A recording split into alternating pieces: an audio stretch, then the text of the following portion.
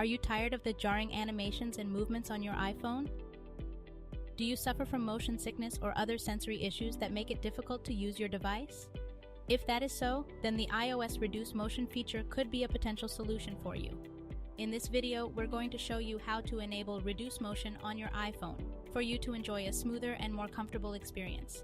But before we proceed, we'd really appreciate it if you like and share this video so that it will also reach others who need the same information.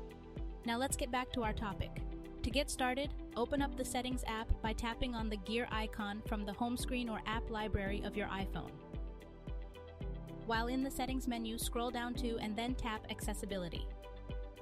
Accessibility features and relevant options will load up next.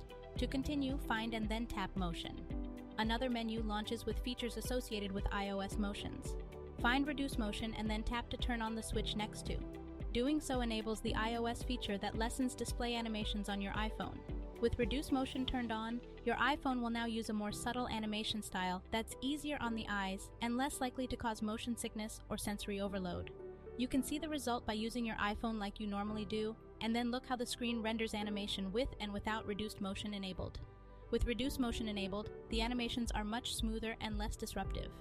Enabling this eye-friendly feature on your iPhone is ideal when you're browsing the web, scrolling through social media, or just checking your email. You can turn the Reduce Motion switch off at any time when needed.